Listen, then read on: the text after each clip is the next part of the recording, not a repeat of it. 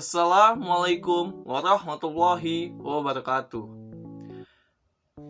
Tabib pun izin memperkenalkan diri. Nama saya Sri Suryo Hadi Laksono, NPM 1921020207, Prodi Hukum Tata Negara, kelas B semester 4. Baik, di sini saya akan menyelesaikan tugas yang diberikan oleh Bapak dosen pengampu, Bapak Rahmat Ubadillah Ahor, SH, MH, selaku dosen mata kuliah Sosiologi Politik. Baik, di sini saya akan menjelaskan mengenai materi kekuasaan politik. Pengertian kekuasaan politik. Kekuasaan politik adalah kemampuan seseorang atau sekelompok manusia untuk mempengaruhi perilaku seseorang atau kelompok lain sehingga tingkah laku itu menjadi sesuai dengan keinginan dan tujuan dari orang yang mempunyai kekuasaan. Dengan tujuan kekuasaan melalui normalisasi membentuk publik yang disiplin. Kekuasaan harus membawa kesejahteraan bagi masyarakat dan bukan mendatangkan dominasi yang mengakibatkan ketidakadilan dan diskriminasi politik bagi masyarakat.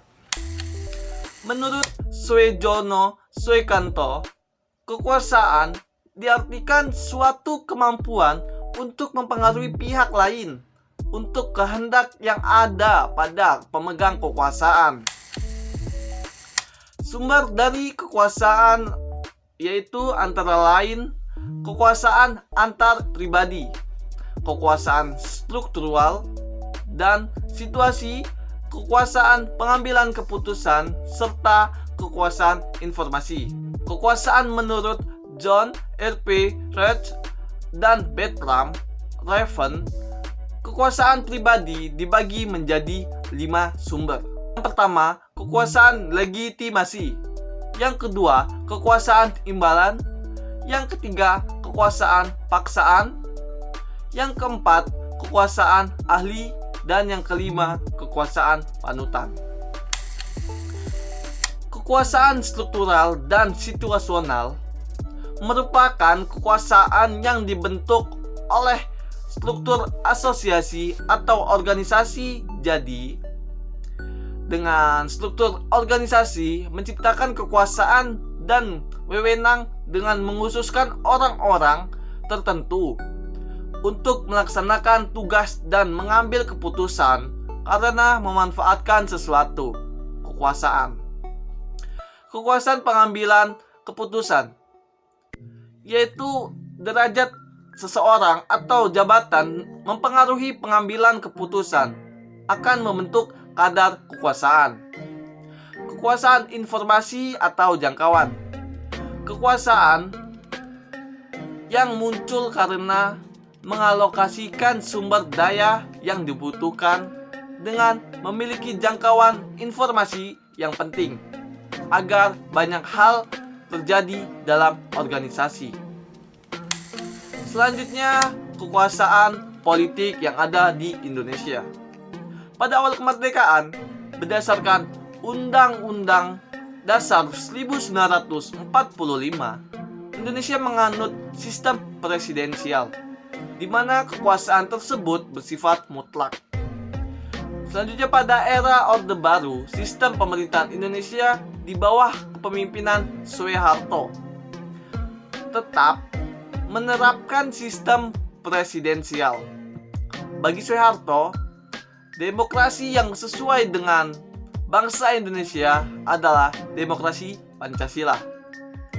Selanjutnya, pada era reformasi, di mana ada kebebasan sehingga sistem presidensial tidak dapat menciptakan stabilitasnya. Dan yang selanjutnya, ada macam-macam kekuasaan politik dalam negara atau kekuasaan negara.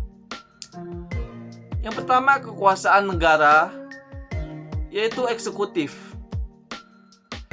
Yang dimaksud eksekutif yaitu kekuasaan pemerintah yang mana secara teknis menjalankan roda pemerintahan. Selanjutnya yaitu kekuasaan legislatif, di mana kekuasaan legislatif tersebut memiliki kewenangan yang membuat, meresahkan perundang-undangan sekaligus mengawasi roda pemerintahan.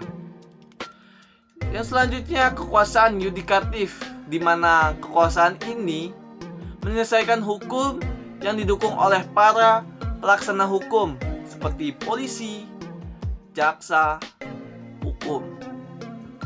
Adapun pendapat Osip K. Fredstein yang membedakan dua macam kekuasaan politik, yaitu yang pertama bagian dari kekuasaan sosial yang terwujud dalam negara atau state power, seperti lembaga-lembaga pemerintah, DPR, presiden, dan sebagainya lainnya. Yang kedua, bagian dari kekuasaan sosial yang ditujukan kepada negara. Selanjutnya, kekuasaan politik dalam Islam. Kekuasaan ini merupakan sesuatu yang sangat penting karena kekuasaan tersebut sebagai pondasi dan instrumen utama dalam membangun dan melanjutkan ekstensi kehidupan manusia. Tuhan adalah sumber dan pemilik kekuasaan. Manusia hanya memperoleh delegasi kekuasaan itu dari Tuhan sebagai wakil khalifah di bumi dalam mewujudkan kemaslahatan bersama. Pendelegasian dan uji coba kekuasaan untuk pertama kalinya diberikan dan dilaksanakan oleh Nabi kita, Nabi Muhammad SAW, sebagai penguasa yang memegang kedaulatan dan menjadi sumber inspirasi bagi perundang-undangan Islam. Dan yang terakhir, terdapat beberapa teori mengenai kekuasaan Islam. Di antaranya, menurut Ibnu Khaldun, yaitu yang pertama teori ketuhanan, yang kedua teori kekuatan, dan yang ketiga teori kontrak sosial. Di sini saya akan menjelaskan teori ketuhanan, yaitu menjelaskan bahwa hal ini didasarkan pada pandangannya bahwa Allah mengangkat penguasa-penguasa bagi masyarakat. Penguasa-penguasa itu mendapat pancaran ilahi dan menetapkan mereka dengan kemurahannya. Yang kedua, teori kekuatan. Menjelaskan kekuasaan politik diperoleh melalui kekuatan dalam persaingan antara kelompok. Negara dibentuk oleh yang menang, dan kekuatanlah yang membentuk kekuasaan dan pembuat hukum. Selanjutnya yang terakhir, teori kontra sosial. Teori ini menjelaskan mengenai kekuasaan diperoleh melalui perjanjian masyarakat, yang artinya kekuasaan politik bersumber dari rakyat dan legitimasinya melalui perjanjian masyarakat. Dengan kata lain, terjadinya penyerahan kekuasaan oleh anggota masyarakat kepada seseorang atau lembaga. Mungkin itu saja yang bisa saya sampaikan. Apabila ada kesalahan, saya mohon maaf. Kepada Allah saya mohon ampun. Demikian, terima kasih. Wassalamualaikum warahmatullahi wabarakatuh.